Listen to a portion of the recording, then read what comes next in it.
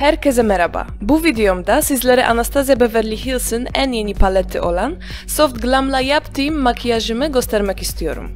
Siz de bu harika paleti almayı düşünüyorsanız ya da kullanımını merak ediyorsanız videomu izlemeye devam edin. İlk olarak yine cildimi makyaj için hazırlayarak başlıyorum. Ancak bu kez Mario Badescu'nun aloe, salatalık ve yeşil çay içeren bu yüz spreyini kullanıyorum. Ardından yüzümü nemlendirmek için Dior'un Hydra Life kremini cildime masaj yaparak uyguluyorum. Nemlendirmeden sonra cildime parlak bir görünümü vermek için priming işlemine geçiyorum. Bunun için ilk olarak MAC Strobe kremini tüm yüzüme uyguluyorum. Ardından makyajımın kalıcılığını artırmak için T-Bölgem'de Urban Decay'in Urban Defense Primer'ını kullanıyorum. Primer'dan sonra Bare Minerals'ın Bare Pro Performance Wear Liquid fondöteni ile makyajıma başlıyorum. Gördüğünüz gibi fondöteni parmağımla tüm cildime dağıtıyorum ve ardından Beauty Blender'ım ile iyice yediriyorum.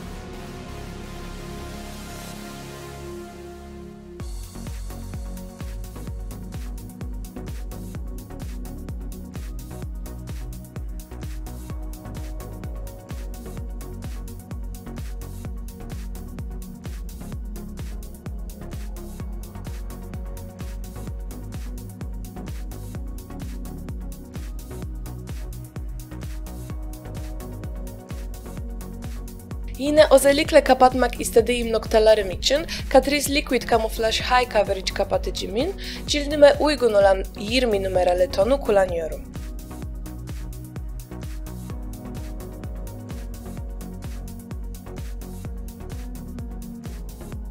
Hemen ardından bu kez Urban Decay'in Naked kapatıcısını Beauty Blender'ımla göz altıma ve yüzümün orta bölgesine uyguluyorum. Benim kullandığım ürünün Fair Neutral tonu. Yine aynı şekilde Beauty Blender'ım ile kapatıcımı yüzümün geri kalanına yayarak yediriyorum ve özellikle göz altımda ve göz kapaklarımda ürün fazlası kalmadığından emin oluyorum.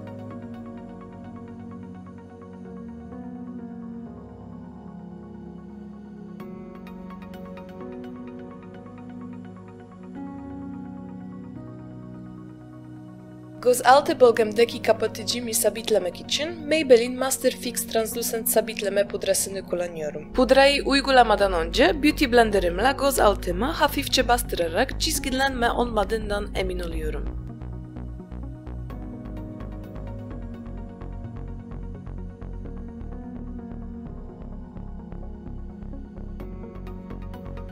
Yüzümün geri kalanını ise Maybelline Master Fix Baking pudra ile sabitliyorum.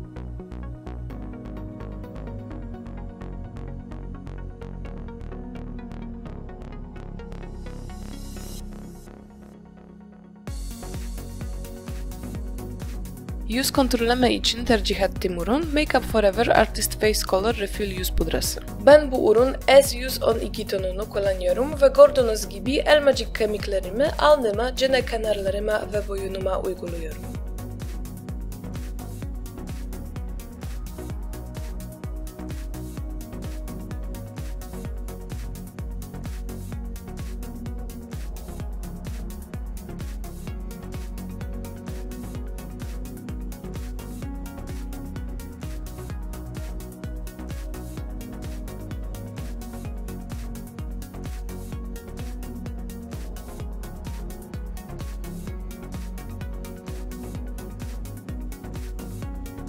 Burnumu kontrollemek için Bombs Bahama Mama pudramı yine her zamanki gibi iki çizgi halinde sürüyorum ve doğal bir görünümü elde edene kadar yanlara dağıtıyorum.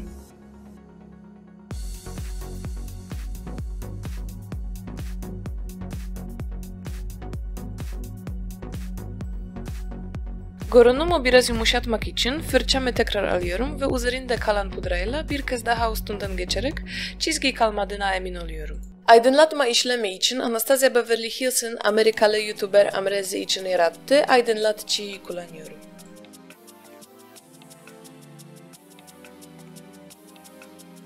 Ürünü gördüğünüz gibi elmacık kemiklerimin ve burnumun üzerine dudak ve kaş üstü bölgelerime uyguluyorum. Amrizi Highlighter cilde çok iyi işleyen, yoğun bir kapatıcı ve ıslak bir görünümü var. Bu yüzden dikkatli olmak ve fazla kullanmamak gerekiyor. Yüzüme biraz daha sıcak bir görünümü vermek için Too Faced Sweet Pie Bronzer tercih ediyorum. Gördüğünüz gibi büyük yüz fırçamla daha önce kontürlediğim yerlere ürünü uyguluyorum. Ağırlık olarak Bourjois'ın Love Struck Rose tonunda olanı tercih ediyorum.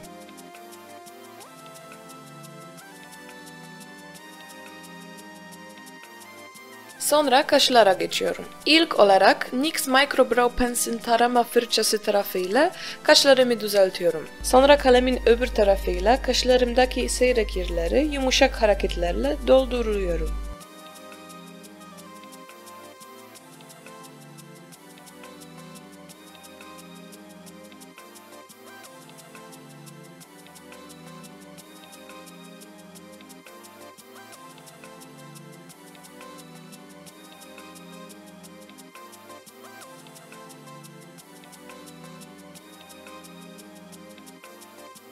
Kaşlarımı sabitlemek için Maybelline Brow Drama Sculpting Brow Mascaramın Dark Blonde rengini kullanıyorum.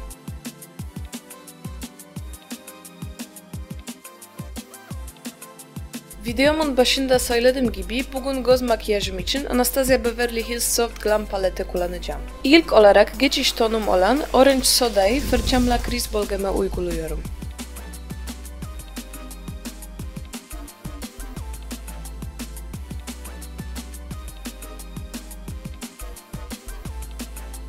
Ardından bir koyu ton olan Burnt Orange ile biraz daha derinlik veriyorum.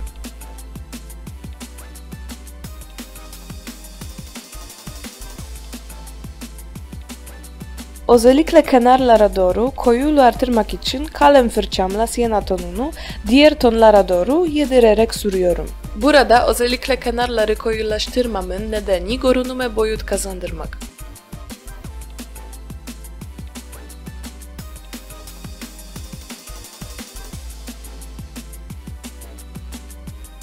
Sırayla aynı işlemi tekrarlayarak renginin iç içe geçmesini sağlıyorum. Böylece hem pigmentasyonu artıyor hem de geçişsiz bir görünümü oluyor.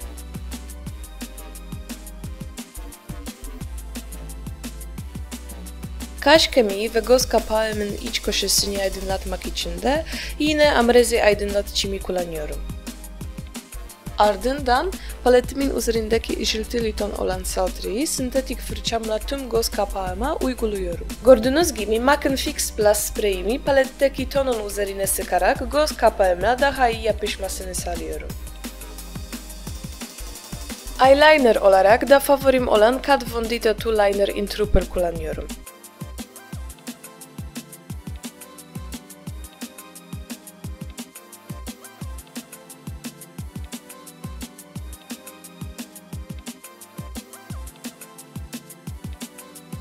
Yine MAC Fix Plus spreyimden yüzüme de sıkarak tüm pudralarımı yüzüme iyice yediriyorum. Maskara olarak her zamanki gibi tercihim, bana göre piyasadaki en iyi maskara olan Maybelline Lash Sensational.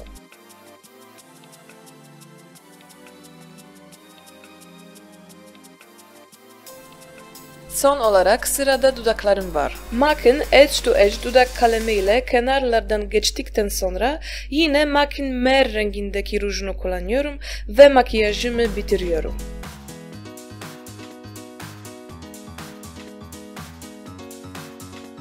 Evet, videomun sonuna geldik. Umarım beğenmişsinizdir. Bir sonraki videoda görüşmek üzere.